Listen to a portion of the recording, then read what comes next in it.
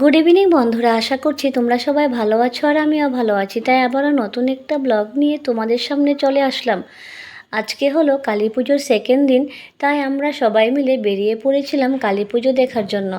আর এদিকে দেখো আরেকটা প্যান্ডেলে শুয়ে পড়েছে, আর বাপরে এত ভিড় ছিল, মানে কি বলবো। আর এদিকে পট করে আমরা সেই ভিড়ের মধ্যে ঢুকে গেলাম, আর ঢুকে দেখি প্যান্ডেলটা তো দারুণ হয়েছে। আর একটু প্যান্ডেলেরও মানে ভিডিও ক্লিক করে নিয়েছিলাম।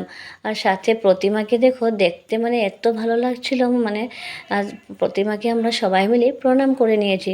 সত্যি মানে মায়ের রূপ অপরূপ। আর এদিকে দেখো এই পুজোটা দেখে আমরা চলে গিয়েছিলাম আরেকটা প্যান্ডেলে। কালী পুজো মানেই তো প্যান্ডেলে প্যান্ডেলে ঘোরা আর খিচুড়ি খাওয়া। বন্ধুরা, এই প্যান্ডেলটা থেকে বেরিয়ে যখন আরেকটা প্যান্ডেলে গেছি, তখন মনটা জানি না কেন নিজের অজান্তে কেঁদে উঠলো। আর সেই কান্নার কারণ হলো জুবিনদাকে দেখে মনটা মানে এত খারাপ লাগছিল কি বলবো। আজকে 1 মাস হয়ে গিয়েছে, কিন্তু আমরা জুবিনদাকে মানে কেউ বলতে পারবো না যে আজকে জুবিনদার কথা আমরা বলিনি।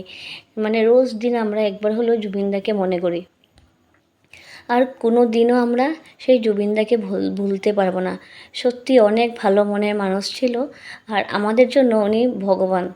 আর এদিকে দেখো অনেক প্যান্ডেল দেখেছি, কিন্তু তিনশুকিয়ার সেরা প্যান্ডেল আমার এই প্যান্ডেলটাই লেগেছিল। তোমাদের কার কেমন লেগেছে জানি না, কিন্তু আমার কাছে অনেক ভালো লেগেছে প্যান্ডেলটা। সত্যি সেখানে মনে হয় গিয়ে জুবিনদা সত্যি আছে আমাদের কাছে, এখনও বেঁচে আছে আমাদের মধ্যে। আর এই প্যান্ডেলটা দেখে আমরা চলে গিয়েছিলাম একটা হোটেলে, ইলাচি নামে একটা হোটেলে চলে গিয়েছিলাম। আর পুজো মানেই কিন্তু একটু হোটেলে খাওয়া দাওয়া। আর পুজোর সময় কি দুর্গাপূজা বলো কালী পূজা বলো, হোটেলে না খেলে কিন্তু একদম মনটা ভালো লাগে না। বিশেষ করে কিন্তু বাচ্চাদের জন্য আমরা হোটেলে খেতে, তার জন্য এদিকে দেখো হোটেলে গিয়ে বাচ্চারা খাওয়ার জন্য এত দিকদারি করছিল, মানে খিদেও পেয়েছে, রাত্র হয়েছে, তাই ওদের জন্য একটু স্মোকি চিকেন নিয়ে নিয়েছিল। আর এদিকে দেখো আমরা বসে আছি খাওয়ার জন্য, মানে কখন খাওয়াটা আসবে।